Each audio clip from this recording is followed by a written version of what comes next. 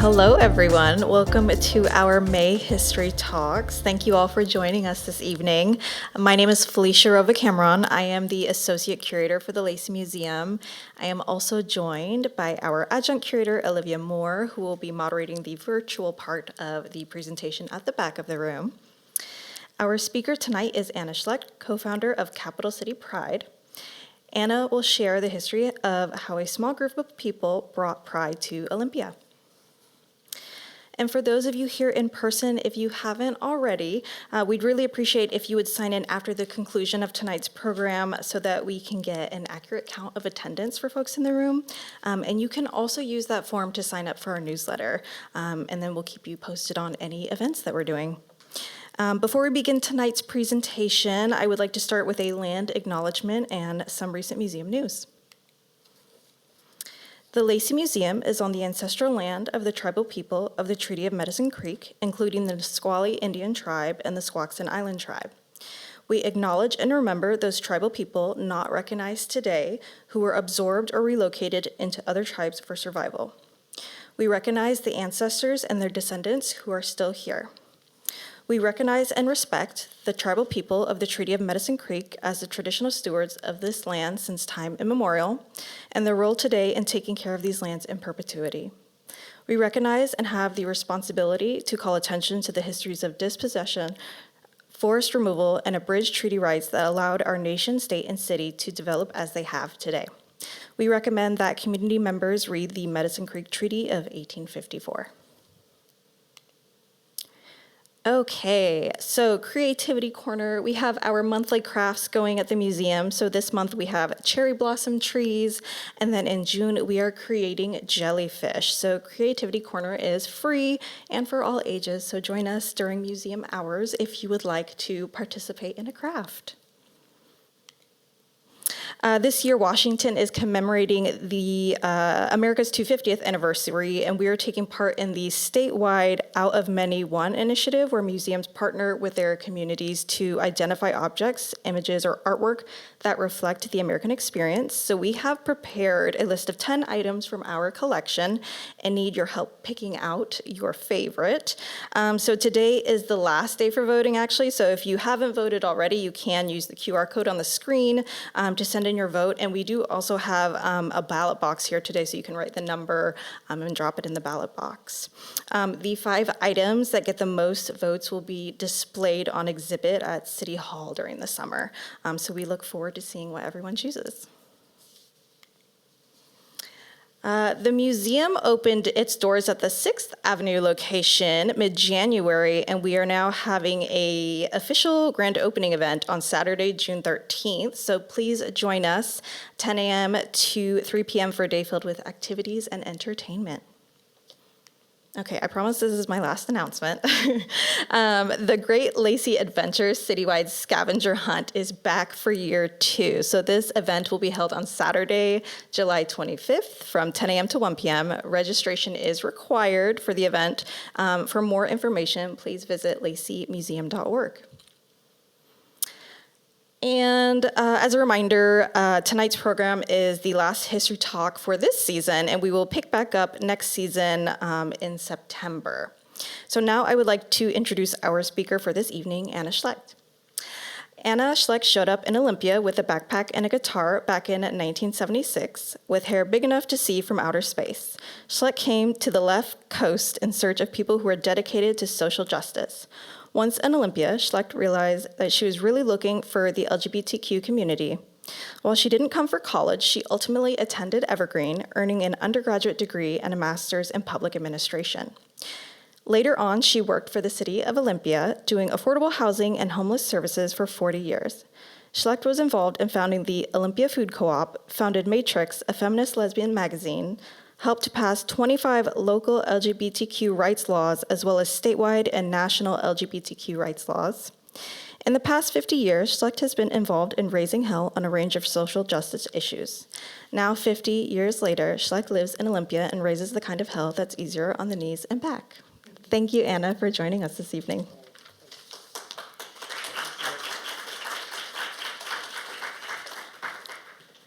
Well, hi, folks. Thank you very much for coming, and thanks to whoever's out there in TV land, or maybe we call it virtual world, I'm not sure which.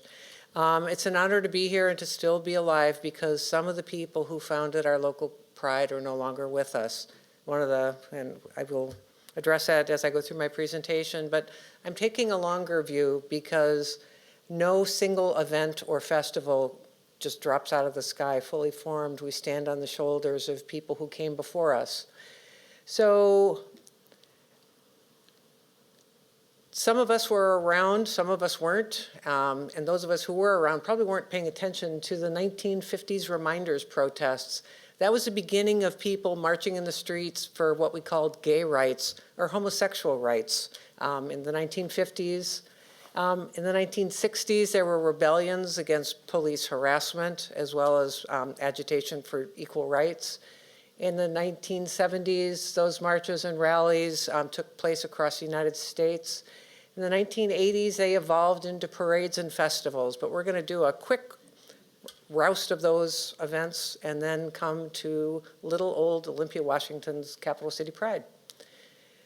So the first gay rights protests, people wore skirts and heels, shirts and ties, and they took great risk of losing their jobs, their families, and their lives by standing up for what was then called homosexual rights, and were part of organizations like the Mattachine Society and the Daughters of Bilitis.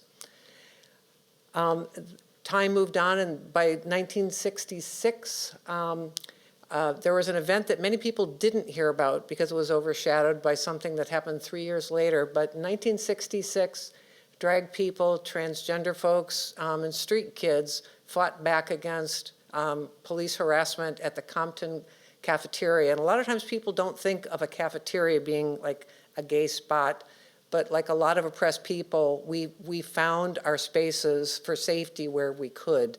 And the Compton's cafeteria was a place where people stood up and they fought back.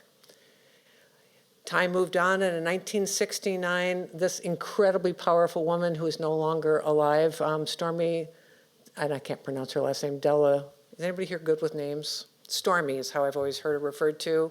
This really powerful biracial lesbian basically told the police during a police raid of the Stonewall Inn in New York City on Christopher Street that no, she wasn't going to let herself get arrested. They put her in a squad car and she just jumped out the other door and she threw a punch at the cop who tried to get her back. The drag queens howled with laughter, and thus began 3 days of what some people call an abject riot. Other people would call it performance art. But for 3 days, people did the can and cakewalked all around the block and held their ground for gay rights. I was a sweet little kid in Wisconsin, and when I heard about that, I thought, this is it. Gay rights are coming. I didn't even know really what the word gay rights was, but I knew that was my people, and I wanted the same thing happening where I lived. This is probably a more famous picture. While it was started by a biracial lesbian, a lot of people have given credit to the transgender and drag activists who also were part of the very flamboyant and joy-filled, fun response to police harassment. There was also a lot of street kids, and I was literally the age to have been one of those kids running away, trying to find safety. If you don't know this, we'll probably get into it in the discussion, but many homeless youth are LGBTQ. The year after that first rebellion, people realized this is important. We're standing up, we've got to build a movement and launch the Christopher Street Gay Liberation Day. And it was the first parade, and it was the beginning of sort of what sometimes people call pink washing or literally whitewashing of the movement, which had been started by people of color and street kids, drag queens, and transgender folks, into being predominantly credited to gay white men. But really, it was the entire community together, because those were the days when we all needed each other. This absolutely sent a shockwave across the country, and at the same year that the Christopher Street Liberation Day March and rally happened, We saw similar festivals in San Francisco, Chicago, Los Angeles, Atlanta, Seattle, and Portland a little bit later on. But what about Olympia? In Olympia, what we had was carpools. We printed things like this poster, Stand Proud Olympia. We printed T-shirts, and for those of you old enough to remember, we used to be the home of Olympia beer, which I was very fond of, and they had a slogan, "It's the water." We developed this T-shirt that said Olympia Queer, and it also said, "It's the water." But what we did was we developed carpools to go other places until finally we took the words of Eleanor Roosevelt to heart. I can't quote it without looking at it, but she famously said that if we don't have rights where people live, raise their families, and work, we don't have rights anywhere. And she was talking about the Equal Rights Amendment she was trying to pass at the UN level. But that was very resonant in the LGBTQ community because it means nothing to go to New York if you come back to having to live in the closet because you will lose your job, lose your children, lose your home, possibly lose your life. So a small group of folks came together. There was a total of 3 meetings. I went to one, there was another guy that went to another one, and he insisted that I wasn't there, but I was. But it was a total of 3 meetings, and in those meetings we talked about the fact it's like, hey, it takes as much time to organize a carpool to go to San Francisco or Seattle. Let's hold Pride here in Olympia. So they tapped somebody who was a good artist to create our flyer.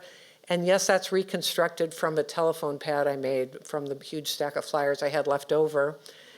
We got the what was called the Gay Resource Center because we weren't the more inclusive gay, lesbian, bisexual, transgender, and queer plus community we are known as now. But the Gay Resource Center left us their phone for a contact. And we held Olympia's very first Pride Parade. There are very few pictures because we didn't live in a world where everybody was taking pictures on their phone all the time. And it was both funny and really tragic that most of the people I personally knew who showed up were wearing sunglasses. They were terrified they were going to lose their job, which happened. They were terrified they were going to lose their children, which happened. I was a supporter of an organization called the Lesbian Defense Fund. One of my housemates lost her 2 children and fought like hell to get them back because her husband portrayed her as an unfit mother being gay. So the photos that we did have would have local people all wearing sunglasses, literally, and then quite a number of activists from Seattle, including, I'm terrible, I'm starting to get old enough that I forget the names of organizations. Radical Women, thank you. They came down and they were there in solidarity. When I was talking about this being a mutual effort, the younger Evergreen students developed their routes. So we started at what was called Marathon Park, which is itself a very historic place, and then marched all the way down to the Port of Olympia. By then I was griping, and then we marched all the way up the hill to the state capitol. At that point I was really mad, because like clearly young people are like having us hike almost as far south as Portland. But we got to the state capitol and we held our very first rally and held our very first speeches. The Olympian covered it, and this is the only photo that I know that exists from that march. What I can tell you is that one of my fellow activists that helped to organize this, Todd Streeter, was Olympia's first AIDS casualty. He died several years after this happened, this event. At Pride 2, another one of the organizers died recently, but we are no longer here, and it's really wonderful that people want to hear the story because it's important. And it's a story that should be told by many other voices. I'm hoping that we have some folks in TV land, digital world. I'm counting on you, Vicki Marinelli, who was one of the other co-founders, to share your own stories when we get to the discussion. So that launched Pride in Olympia, and for many years, again, with no cameras, because apparently nobody could afford one, but with backpacks. Eventually we used station wagons, then we started using pickup trucks. Ultimately we got U-Hauls, and we would organize our Pride rallies and our Pride marches. And we worked on building a net of safety so people could come. So LGBTQ youth could come, some with their families, some alone. people of all ages, people who are deeply closeted, seniors who had lived their whole lives closeted, to come together and stand up for gay rights. This was a watershed event in the LGBTQ community every single year. Something that people don't realize is that Pride is the single most attended event across the globe for LGBTQ people. Capital City Pride is a member of an organization called Interpride. I used to go, when I was more involved, to some of the conferences, and I met people from Africa, from Asia, from Europe, from South America. And the estimate was that at least 14 million people across the globe are touched by a Pride festival in their community. And some of them are literally behind closed doors, drawn shades for fear of death, especially in Africa, unfortunately. So over the years, we expanded what Pride was, and we started taking a page from the playbook of our drag performers, and we made it a party. So we set up a rainbow bomb downtown. We had, it wasn't a mile-long rainbow flag, but I say that it was a mile long, and really brought some pizzazz to our march. We put street flags up everywhere, and I want to point out another one of our former co-chairs is here. Gina Thompson, wave your hand. That's Gina driving the hand truck. We used to basically go up and down Capitol Way to get these street flags up, and it made so much of an impact on people to feel welcome. It's for people that live in fear of attack, basically, it's like your one day to feel like you belong in the community. We basically reached out to all the LGBTQ organizations and made sure they had exposure, involvement. They brought speakers. Stonewall Youth was one of our early partners in making Capital City Pride fabulous. And that was a night, I know the picture's all blurry, but I believe we got an award from Stonewall Youth. But we also made it a point to hire youth to help us with the jobs. I was the chair and a fundraiser, and it was really important to me to make sure that people that did labor were paid for their labor. And for youth that didn't have money, that made a big difference. We worked hard to make it a family-friendly event, and we invited families with kids. We had lots of toys. I got in trouble every single year for buying way too much giveaway stuff for the kids, and I don't care, I stand by that. We got a bounce house. We stopped doing the bounce house when there was an accident once, and we realized, this is why people don't do bounce houses. But we really made it, it was really important to us to make sure that people knew that all of our families were welcome. Another one of our Pride organizers, the current Pride chair, goes by the name Wild Tiny, used to bring their entire family, their parents, their sisters, and their nieces and nephews. Come on. We invited faith communities. This is me with Temple Bethat Philo. We made it a point to make sure that faith communities knew that being present in our parade and at the festival was another way to send that strong message of you are welcome, you are loved, you belong. We partnered with different organizations. In this particular case, this is us at a senior center bingo night. Again, apparently I just spent all of my life with Gina Thompson and her partner Jenny. But we partnered with the senior center, and they fully embraced us for Rainbow Bingo Night. And if you've never gone to a senior center bingo, it's a blast. And of course, then we started to go nuts with tchotchkes and merchandise. As I was mentioning, t-shirts. Again, I got in lots of trouble for ordering lots of t-shirts. But people really appreciated having something to wear to show their pride. A lot of folks would buy shirts and give them to their children. There are a lot of supportive parents that wanted to show their kids, I love you, I support you, I got your back, and I got you a t-shirt. We had local businesses come forward, and that really helped with our overall expenses. Like I said, it's important to pay people the labor for doing the work, especially most of our performers and a lot of our staffers. I mean, it's just one day, but a lot of these were people of color, still are people of color. They're BIPOC performers, and they're used to people asking them to perform for free, to work for free.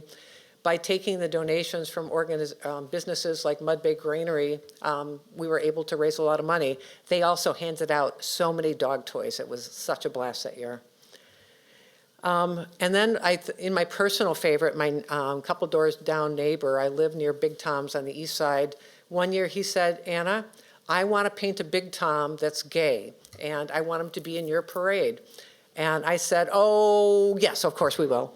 And then the next day I went over and I said, well, you know, Mike, if we have a gay Big Tom, he's got to have a friend. He needs a date to go to the Pride Festival. So I painted another one. But if you've ever been to Big Tom's, they have a lot of colorful characters all eating their hamburgers there. But this was a real watershed moment because Big Tom's is like a mainstream favorite. So another Pride sponsor, the Governor Hotel gave us rooms for our performers, for our out-of-towners, and they let us put up Pride flags in all the windows. And it's beautiful to see. It's really a pain in the tushy to hang all of those. It took us like 4 or 5 hours. I see some nods from Lucas, who used to help me do all that. But it really made it look like we are an LGBTQ-friendly city. So there was a tipping point at which we started reaching too far for our sponsorships. I am in my day job to work with Salvation Army, and they were wanting to basically tip towards inclusion and be more welcoming. And I had a lot of conversations with their captain or their major about having participation in our local Pride. And they really wanted to do it. They had 2 staffers who are openly trans. They had a couple of other staffers who had LGBTQ members in their family, and they knew that they served the LGBTQ community.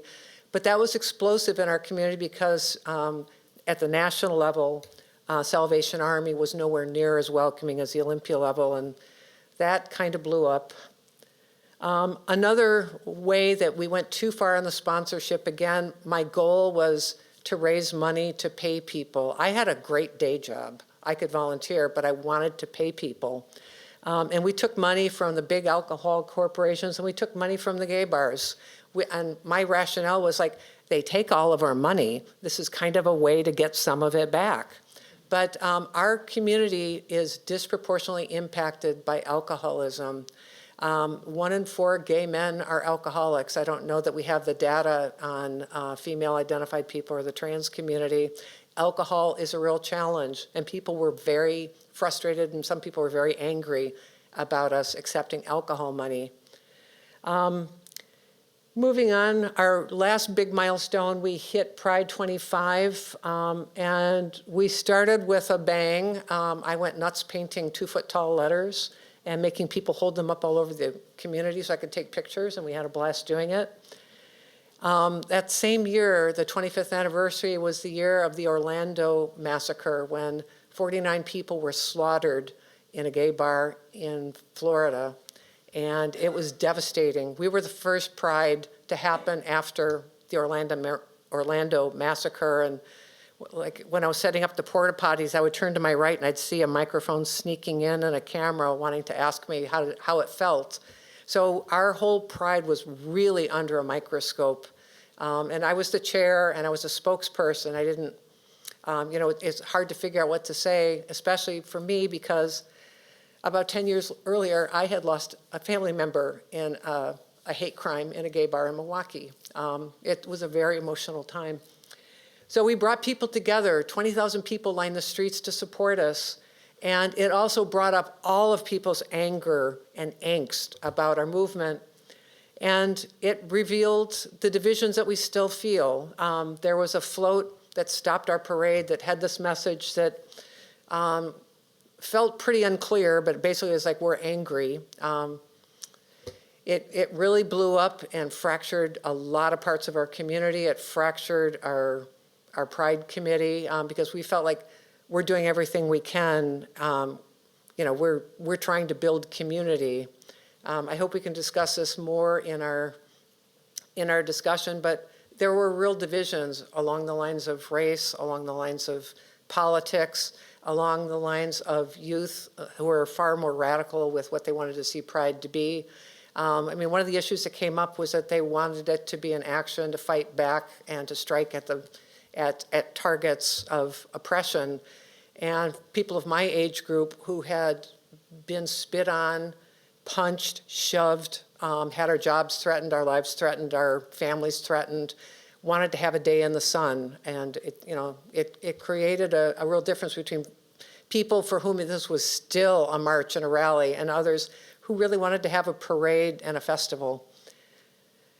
And through that, Pride moved on. Those issues still remain, and we still have issues to face.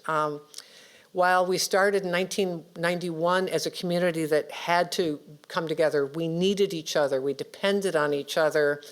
By our 25th anniversary in 2016, we had passed the watershed moment of the marriage equality bill at the Supreme Court level, which happened the year before, and there was a sense that we had equality, so we didn't need each other in the same way, and it was time to start facing these divisions.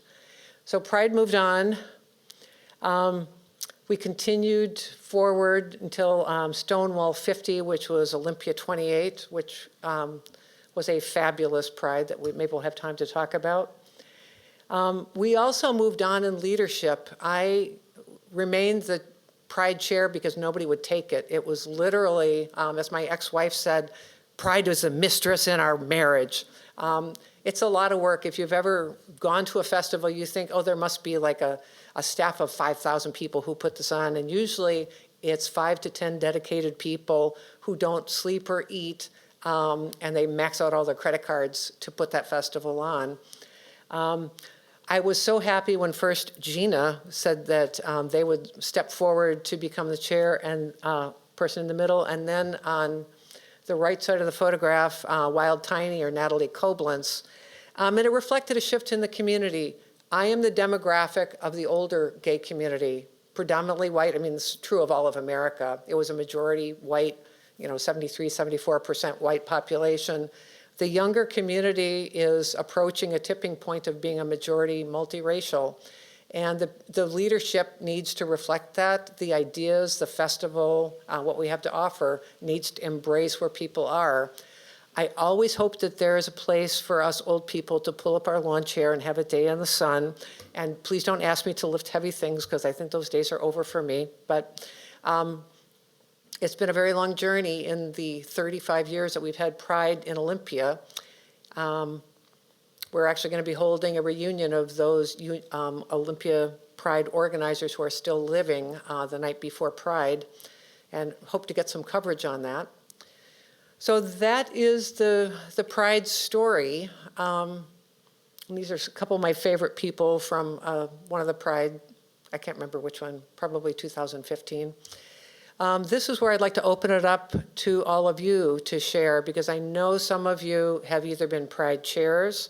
I know at least one of you was a Pride spouse, and many of you, I know that Lucas and I used to put up street flags. There was one year that Lucas and I, who both identify as being disabled, we worked till I think 12:30 at night without benefit of a headlamp taking down street flags. But please share your stories. What has Pride meant to you? Where do you want to see it go? Don't be shy.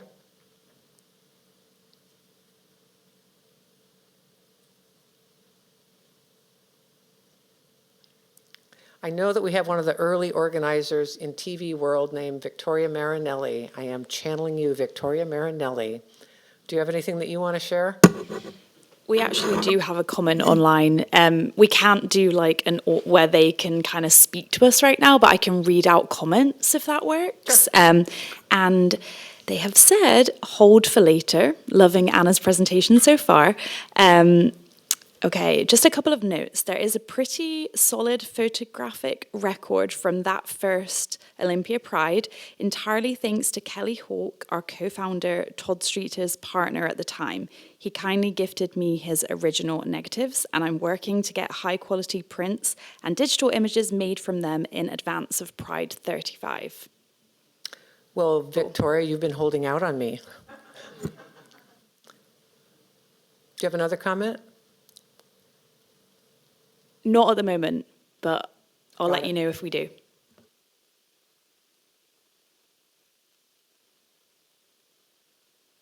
this doesn't just have to be people who identify as LGBTQ community. This is our community event.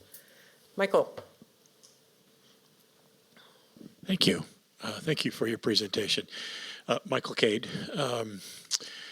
My comment is, really I'm looking for some response back to you. So our family moved here in early 2000s, 2004.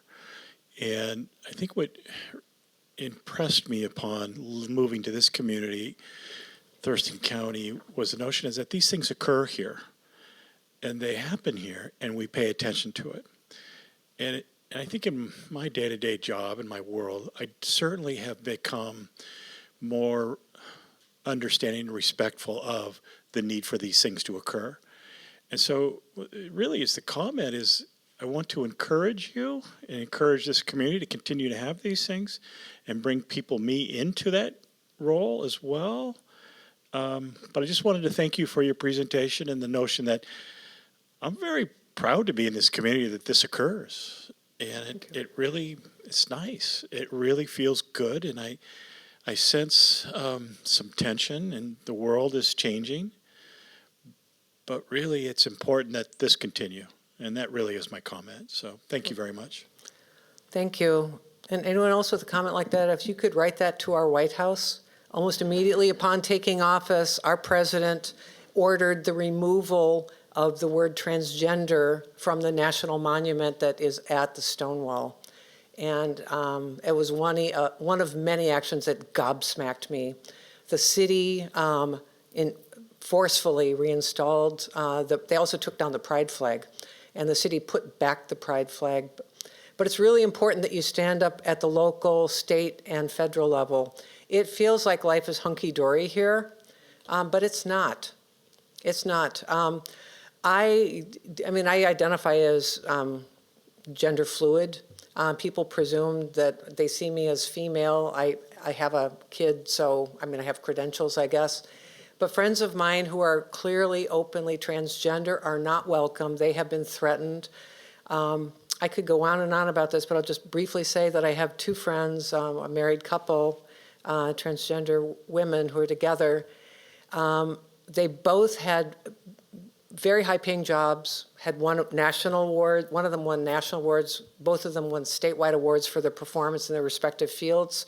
Once they transitioned, one of them could not find work and ended up leaving a state agency. And while the staff supported them, the policies supported them, the people who used their services were dreadful, hateful, and threatening.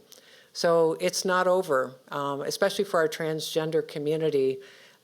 Hate has a giant green light right now. So it's important that we continue to have pride festivals and that people stand up and support their LGBTQ community. So thank you for that, Michael. Michael's an old pal of mine. I used to work with him when I was at the city. So other comments? I know some of you have been there through some of the dicey parts.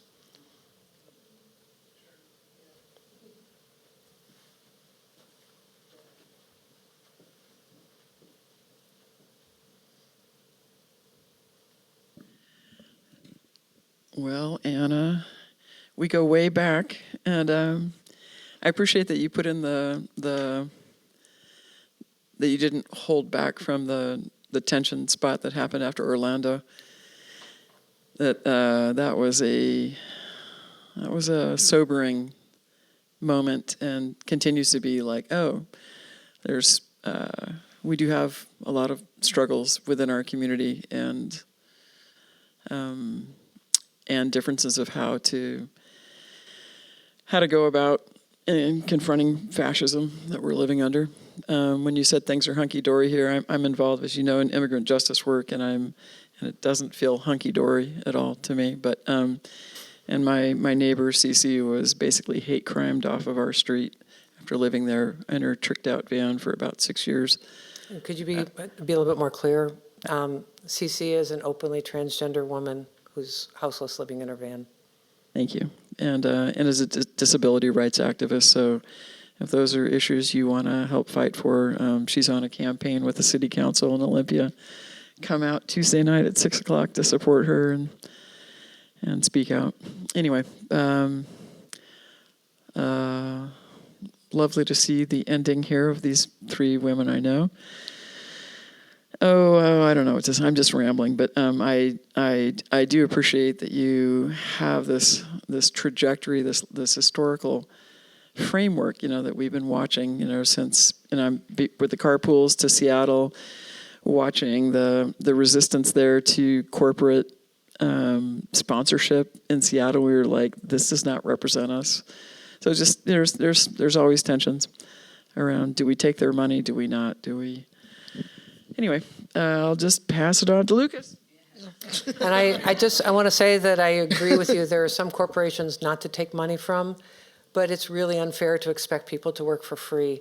I was always able to do that because I had a good paying job. It's especially drag performers, most of them were hairstylists, they worked in retail jobs. It's really important to pay people for their labor. That's very important. Yeah, as I recall, we had a policy. Hi, I'm Lucas Miller. I was a member of the Pride Planning Committee for several years with Anna and Gina and everybody. Yeah, I remember we had a policy for some time that we would take money from, we took money from Barefoot Wine and other alcohol companies, but we would not take money from tobacco retailers. I seem to recall you said something to me at one point that it is possible to drink responsibly, but it is not possible to smoke responsibly. And since I made that statement, the AMA has come out and said that all alcohol is really deadly for your health. But for a very long time, it's been clear that smoking is deadly. Yeah, well. I do like an occasional glass of red wine. As an enthusiastic wine drinker, I'm choosing to, Anyway, yeah, I mean, we certainly have quite a number of campfire tales that we can tell about, our experiences,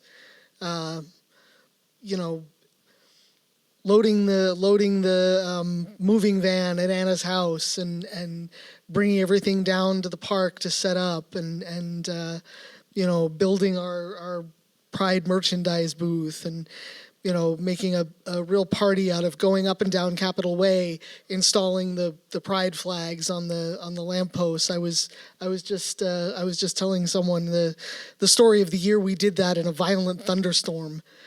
Talk about the need for insurance. Yeah, there was aluminum ladders up in the air with people in the rain. Carrying a big metal ladder with a bunch of flags on metal poles, sticking them on metal lampposts, and lightning striking all around, and it was. Nobody died. Nobody died. But you kept driving back and forth saying, "Your place in gay heaven is assured." and then you bought us all soup after, so But yeah, I mean, my first. So I moved out here from Massachusetts, and my first Pride was also a small town Pride in Northampton, Massachusetts, that I went to for since I was a sophomore in high school. So when I moved to Olympia in 2003, and I happened to be on the bus one day, and I saw the banner for Capital City Pride on the footbridge across Capitol Way by the Capitol, and I thought, excellent, there's a Pride here. I can, this is something that's been a part of my life for a long time, and it can still be, even though I'm on the other side of the continent. So, I started going, and I remember the years that it was still in Sylvester Park, still small enough to fit in Sylvester Park. And then I don't remember exactly which year I got involved on the committee, but I do remember that it was, I think it was Pride 2005, was the day I realized I needed to start my transition. I hung out at the festival for a little while, and then I went down the street to Browser's Books, where they had a display of LGBTQ themed books in honor of Pride Day, and I found a certain book that kind of turned on a light bulb in my head, and the next day I went and found a therapist and a doctor, and changed my name and got on testosterone and all of that. So that's kind of, I look back on Pride as being an integral part of a very, important moment in my life. So, I will always have a soft spot for it.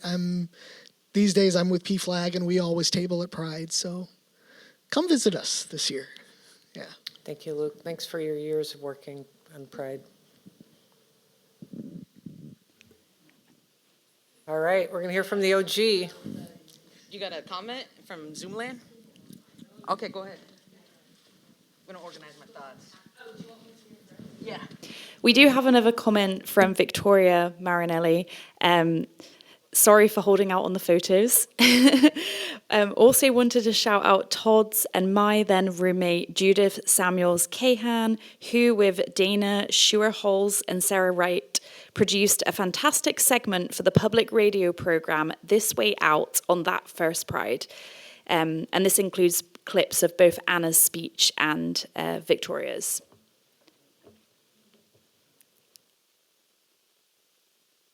Okay, I'll play. And I actually took a second to reflect today and put my thoughts into words, because I'm not an orator. I was a parade organizer for a second. Here we go. So for the 6 years we helped organize Pride, and I say we because many hands made that parade happen. And it was from 2013 to right up until COVID that we really showed up in that way. And Olympia and all the beautiful chaos that comes with grassroots community organizing. But we watched Olympia grow a lot in that window. And when Thurston County grew, the parade grew exponentially as well. We spent hours and hours Mix 96, in that old room, in that space, with people from across community, planning, arguing sometimes, laughing, grieving, dreaming. Everybody came wanting something different from Pride. Folks wanted visibility. Some folks wanted celebration. Others needed healing, connection, political power. Sometimes people even needed a little revenge. Revenge for being erased, for years of being mistreated. But underneath all of it was that shared belief that what we were doing really mattered. It wasn't just a party, it was actually leverage. A chance to shape culture, to push the city a little bit, to make space for people who spent years feeling invisible. And honestly, that responsibility could get a little messy. And as Pride grew, it became more visible and more complicated in many ways. More perspectives at the table, more conflicts surfaced. And even though it felt like it wasn't okay, it really was. It was okay. I don't think community organizing is supposed to be clean or simple. What I do remember most now, when I reflect, is the amount of invisible labor behind it all.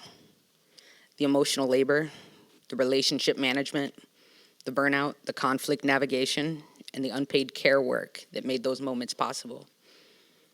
People experiencing Pride as a weekend, but organizers often experience it as years of relationship building. Thank you, Anna Schlecht. And despite all the tension, I still think there was something really beautiful about people coming to show up for one another and attempting to be in community. Not perfect agreement, but participation. And that shit mattered. Thank you.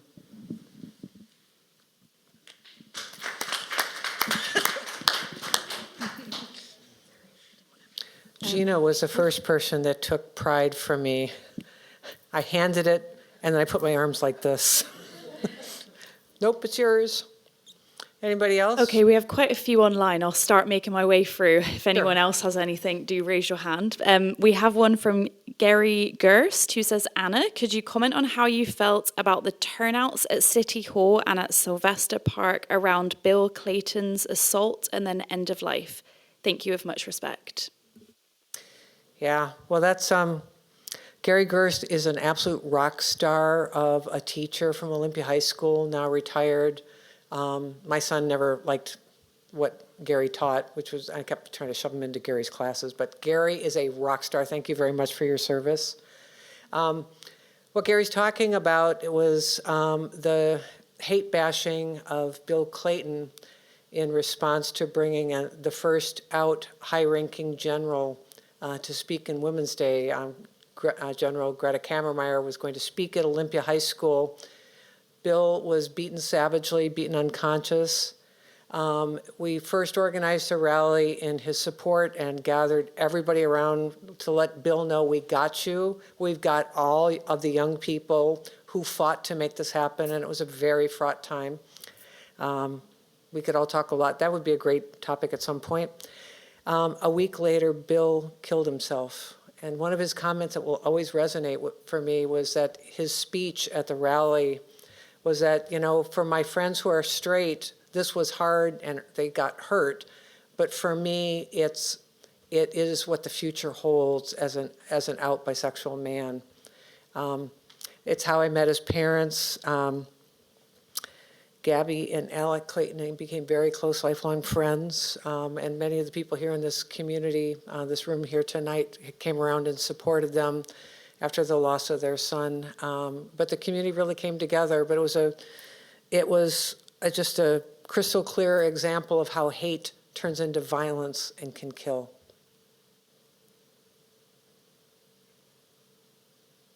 Thank you. We have another comment here from Sydney Evans, who says, good evening, and I wanted to say thank you very much to Anna for putting on this event here in Lacey.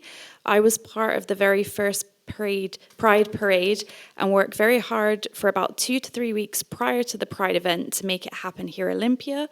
And one thing I remember is the very first Pride event when state employees who marched in our parade had bags on their heads so that nobody would recognize them because of the repercussions of being gay or lesbian and working for the state at that time, and then being in that parade.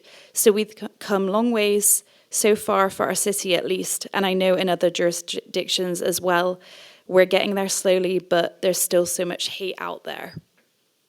And I'm hoping people here will give a big round of applause for Sydney. Sid and one of his buddies, Michael Murphy, personally walked miles throughout Seattle and I think Tacoma to put up some of those flyers that I showed you earlier. I lost the little clicker here. They put these flyers up all over the place and single-handedly brought hundreds of people to our very first Pride. Sydney was awesome. He was a guy that I never met. I remember like later on going, "You're a founder? You're a founder?" It was kind of a funny moment. So thank you, Sydney. Next call. Thank you. Okay, we have one more comment for now. Another one from Victoria, who said that they wanted to add, we put together that first Pride with nearly no funding. I think TESC's Queer Student Org then actually called the LGBTPRC, the Lesbian, Gay and Bisexual People's Resource, a centre, let me use their photocopier for the posters. And only 3 weeks lead time, which was nuts. Definitely not the most accessible original event, and as a disabled queer lady, I'm thrilled that subsequent events have been more thoughtful in that regard and otherwise more inclusive. Any other comments? That's all we have for now online. Okay. Well, I think we have run long. There's a lot of things that we could talk about. I don't think I want to talk about them on camera. But it's, I want to close by saying anything worth, I'm going to echo what my good pal Gina said, anything worth doing is worth working through the conflicts to get to success. One of my favorite organizers who's deceased, Washington, D.C. area person named Bernice Regan, who was part of Sweet Honey and the Rock, very famously said something that I always butcher when I try to capture it, that If you're doing coalition work and everybody gets along, you're not doing coalition work. If you're doing real community building work, it's going to hurt. People are going to be mad at each other, and it's going to have sharp edges. And that's when you know that you're doing real community building. And from the beginning, that's what Pride is. It has brought people together. It has pushed people apart. It has revealed, I'll just say it, alcoholism has taken a huge toll on over the years and people in our committee. It's a real scourge in the LGBTQ community. It's the reason that all Pride events now are dry. It's a commitment to people's health. Issues of racial division are very real and very big. There's a reason that a white person is up here talking to you about this. The biggest part of that reason is that I stayed involved and I did the work and I had the files that had all the stuff. But racism exists within the LGBTQ community. We need to work that out. There's a big difference between those of us who are lesbian and gay, who in some ways we're like the neocons of the gay movement, because we're accepted and everybody wants to invite us to their wedding, we're accepted in our community. But people do not have that same feeling about the transgender community. And so these are struggles that are ongoing, and I support the people who are holding our Pride festivals. We have to bring people together in joy. We have to bring people together to deal with the divisions that are in our community, and hopefully we can all have a great time doing it and look fabulous. So I want to thank people for coming. Again, this is my Pride t-shirt giveaway. I'm hoping to get rid of these things.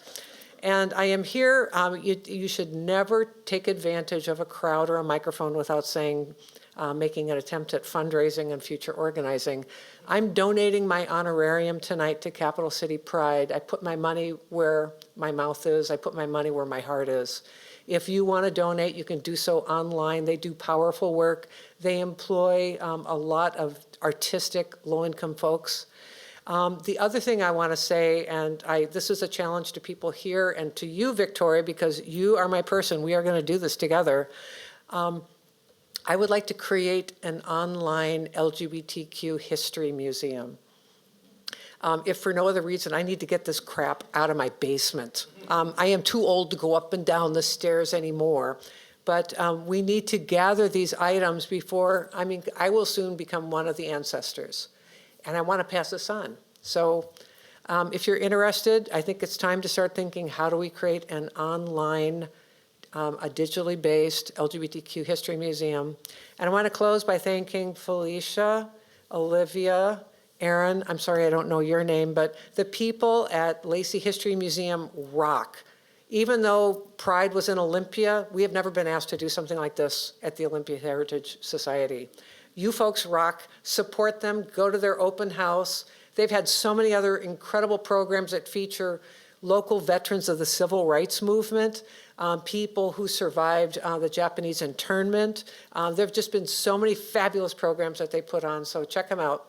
Thank you for coming. Can I just quickly read a comment? Sorry, one more. I have a quick comment just to read. We actually have Gabby Clayton online who said, thank you, Anna and Gary Gerst and everyone for remembering Bill. Alec and I went to Pride Rally there with Bill in around 1992 when he was 14. Yeah. Just wanted to read that one. Thank you, Gabby. Thank you, Gabby. Thanks, folks out in the TV world. All right.